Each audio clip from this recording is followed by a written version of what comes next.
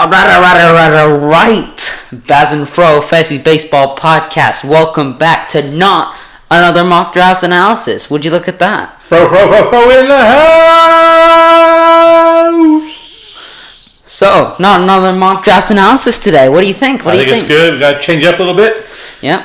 Bring the viewers something new, something different, something exciting. All right. Before we get started here, I would just like to say thank you guys for watching our videos. I think our views are steadily climbing just a little bit, which is, always nice to see. It'd be great if you guys could subscribe and like the videos and leave us comments about feedback. And tell your friends. Yes, tell your friends. Anyway, enough of that stuff. Let's get into today's episode of the BAS and FRO Fantasy Baseball Podcast. That's what we're all here for. All right. Fro, what we gonna be doing today? We're gonna do Fro's 4 fantasy value picks. These are 4 guys I like. They're maybe a little bit deeper in the rounds. I think they're gonna be good picks for the peeps out there. So, Abe. That's Fro to everybody else out there. We're going. Anyway, Abe. Fire away. All right. How do you determine these value selections that you call? We'd all love to know. All right. So the first thing I try to think about is making sure I have a strategy for every round in the draft. So that strategy is going to be one of two things. Either I'm targeting a position or I'm targeting a player. Right. Okay. All right. So where do you go from there? So let's say you're a second round draft pick and you're targeting Gary Sanchez, for example. Okay. All right. So you think to yourself, okay, he is by far, in baseball and in fantasy, the best catcher out there, I think, from an offensive numbers sort of standpoint. Yeah, I think so. Okay, so you're targeting him. So now I think to myself, okay, I'm targeting him, but what else could I get at that round? And like at the Gary Sanchez level, man, if you want to draft Gary Sanchez, that means you're foregoing JD Martinez. Yeah. And it's like, as good as numbers as Sanchez has, JD Martinez numbers are better right across the board. Exactly. So it's like, okay, should you be targeting a player or should you be targeting a position? Or if you're going to target a player, make sure you're targeting the right player. So even though you might want to target a catcher at that position, at that round, at that draft pick, target maybe a better overall offensive number if you think you can get value deeper in the draft. Right. Okay. So using the Gary Sanchez example, I'm expecting you probably go further on that. Yeah, so Gary Sanchez I think is a really good example. I think he's a great catcher. No disrespect to the catcher in pinstripes, but the reality is he's at average rank of around 24. That's a big draft position. Yeah, that's third round. Yeah. Third round, second round. So you look at your foregoing. Go back to my JD Martinez, a guy who's going to hit 40 plus home runs, hit over 305, be right around 100 and runs in RBIs. Man, do you really want to walk away from that? I wouldn't. Exactly. So and we'll show this on the screen, but the projected stats of Sanchez and the projected stats of Martinez. If you didn't know position and you didn't know ADP, you'd think Sanchez was about a 6th round pick, and you'd think Martinez is about a 2nd round pick. Yeah. So maybe I'll draft JD, but I still need a catcher. Exactly. So what catcher's out there? Well, I really like Contreras at 70. Oh yeah. At draft position 70. So he's projected to get 22 home runs. Okay, that's short of Sanchez's 34. 82 RBIs, again short. 283, right on. A couple more stolen bases, and a similar amount of runs. Not quite similar, but similar enough. In the ballpark. Close enough. In the ballpark. But he has a 2nd round draft pick versus a 7th round draft pick. The value's there. I think you got value. Now maybe you don't wait all the way to the 7th round. Yeah, because you want to make sure you get him. Okay. So 6th round. Maybe 6, or maybe if you're really nervous, you grab him in 5. I think if you grab him in 5, value's a bit diminished. Yeah, your value might be a bit diminished. I agree with that. But my point is, before you just pivot to what you think is the best player, look at what else is out there in that round and look at where you can maybe find somebody that looks interesting. Exactly. Well, I think that's a perfect example. I'm guessing this isn't the only example of where this is the case. No. So, I think let's look at pitching as an example. There's been a debate about Steven Strasburg I've been reading a little bit about lately. Right. Again, he's got an ADP of right around Sanchez's number in that 24 category. And I think he's a great pitcher. And when he's not hurt, that guy is lethal in baseball. But look at his numbers at an average draft rank of 24 versus someone like Zach Greinke at 48, or even Robbie Ray at 56. Their numbers are very similar. Exactly. Same number of wins. Robbie Ray's got more Ks. He's got almost an identical ERA, a little bit higher of a WHIP.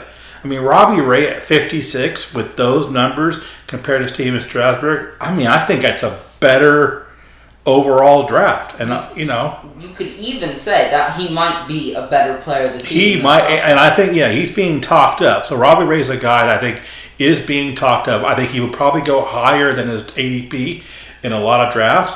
But I think, stat for stat, maybe he has a better year than Strasburg. I mean, yeah. Well, we all know Strasburg's injury prone, right? Yeah. And if Strasburg lives up to his reputation of injuries, or the Nationals live up to their reputation of cutting his innings a little bit to preserve him, he won't have as good of a year as Robbie Ray. I completely understand that. Yeah. And now that I'm looking at it, I haven't looked at this example before.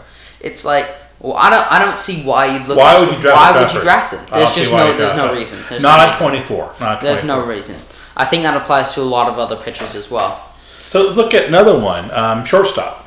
Now, I mean, this is baseball and fantasy are stacked with shortstops, right? Yeah. I mean, you got the core four. You got Turner, Correa, Lindor, and Seager. Now, so you say that, and that's what I thought originally too.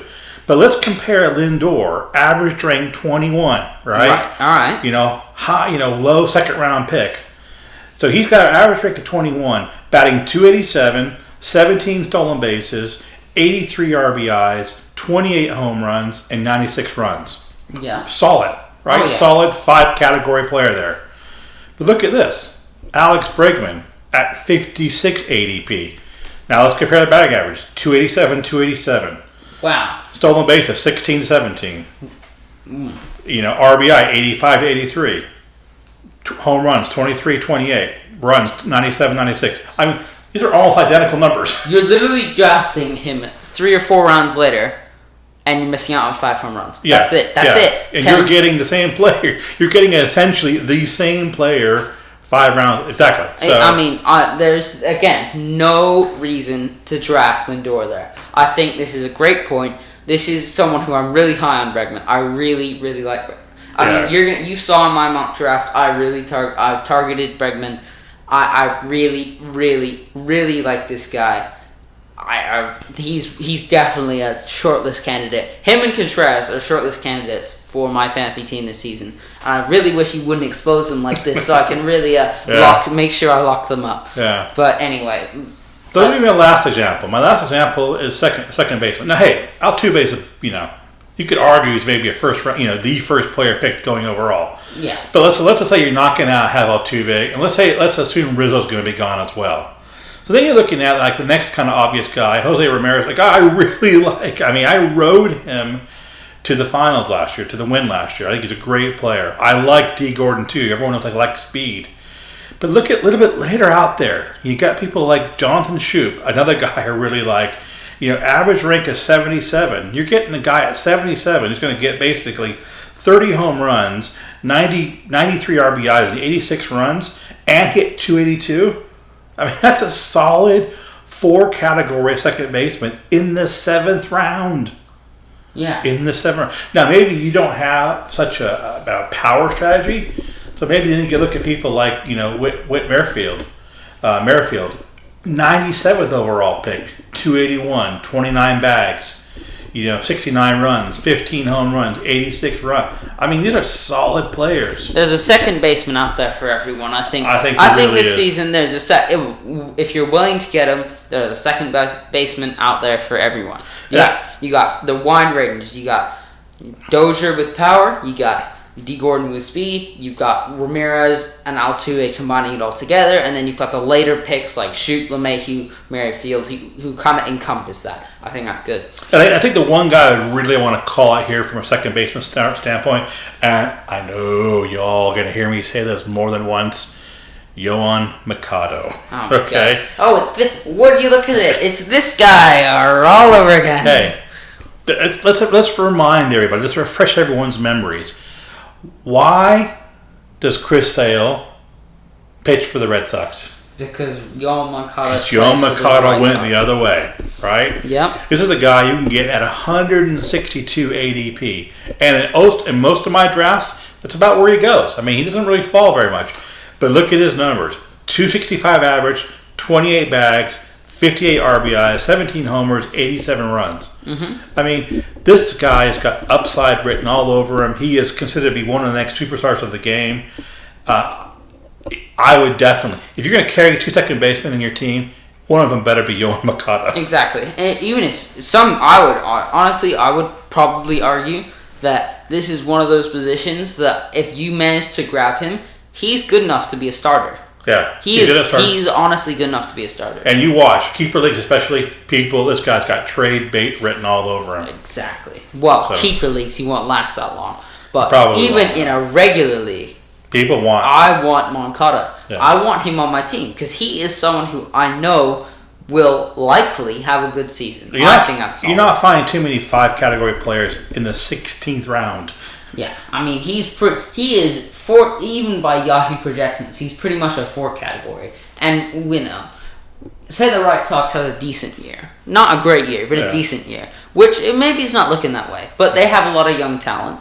Say they have a decent year. So Yoan Moncada is going to be right in that third or fourth spot, and he's going to be driving in those runs. That's right. All right. Anyway, those are my 4 hidden values out there. 4 value picks. I think it's just And the last thing I want to say is I play with these people and I've talked to these people who all they do is dive. I want to dive because I want to show people I can build this team from the ashes that make it come up. I'm not saying you should always dive. If you got a chance to draft Trout or Altuve or Arenado, draft him. Yes, please. Draft him, please. Don't send us pictures of your mock drafts. Hey, dude, I had the number 1 pick. Yoan Moncada. Exactly. What do you think? I'll be like, I think you're an idiot. Yeah, that's what we think. So I'm not saying don't dive, but dive in occasions and dive where it makes sense, and that's where you need to enter your draft. Thinking to yourself, prepared. And thinking, okay, I'm probably drafting this player on this round, or I'm drafting this position in this round. Well, that's something we do a lot. Maybe something we could have covered in our draft strategies podcast. We always have a short list of about 3 players, whether it be in our minds or on paper or on a computer, that we are drafting per round. We always know who's available when. It's that pocket. I call the pocket. Yeah, we're drafting within that pocket. We always know who's available when. We always know who our backup options are if things go south. We always know who our backup catcher to pick is, our backup first baseman, etc., etc. And that's how you get prepared for a draft. That's how you know what's going on, and that is how you can win your league and start it with the draft. I think that's essential to your winning. All right, guys, that's going to do it for today. Please, I know we don't say this in many videos, but we really want to try and grow and get out there. So if you could like and subscribe or comment or just do anything, share with your friends, that would be really appreciated. We're trying to grow and keep these videos coming out for you guys. I know we're probably not the most consistent channel out there, but please try and support us. That'd be great. Tell your friends and maybe you can win $1 million. Not really, but anyway. That's called clickbait at its finest right there. Anyway, thank you guys so much for watching. We really do appreciate it. Thank you. And that's going to be it, guys. Peace out. Peace out from BAS and FRO Fantasy Baseball. See you guys.